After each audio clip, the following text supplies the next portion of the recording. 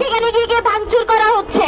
আপনারা বলেন এগুলো গুজব। আপনারা যদি আমাদেরকে সমর্থন না করেন, আপনারা কি এটাই বোঝাতে চাচ্ছেন যারা করতেছে তারা দুষ্কৃতিকারীরা আপনাদেরকেই প্রশ্রয় দিয়ে যাচ্ছে? আপনারা কি তাদেরকে প্রশ্রয় দিয়ে যাচ্ছেন? আমরা চাই আমরা সবাই যেন স্বাধীনভাবে থাকতে পারি, কিন্তু প্রতিবার আমাদেরকে নির্যাতনের শিকার হতে হয় কেন? আমরা তার জবাব জানতে চাই। আমাদের এই আন্দোলন যতদিন না আমরা আমাদের অধিকার মানবে ততদিন আমরা চালিয়ে যাব। ধন্যবাদ।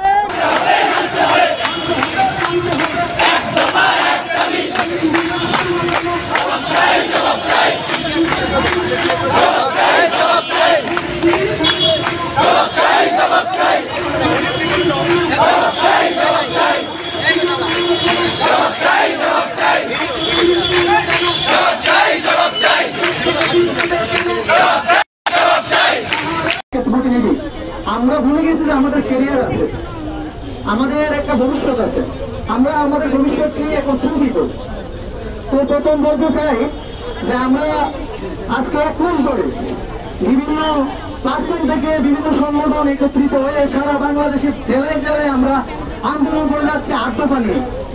কিন্তু 6টা কমিশন গঠন হইল। আমার প্রথম প্রশ্ন, 6টা কমিশন গঠন হতে পারে বাংলাদেশের সমস্ত মানুষের কথা হবে, সংখ্যালঘুরা কি বাংলাদেশের মানুষের মতো না? সংখ্যালঘুরা যদি বাংলাদেশের মানুষের মতোই হয়ে থাকে, বাংলাদেশের জনগণ নাগরিক হয়ে থাকে, তাহলে তাদের জন্য কেন একটা কমিশন, তাদের সঙ্গে কোনো কমিশন কোনো আইন কেন গঠন হয় না? আমাদের স্বরাষ্ট্র বারবার বলে,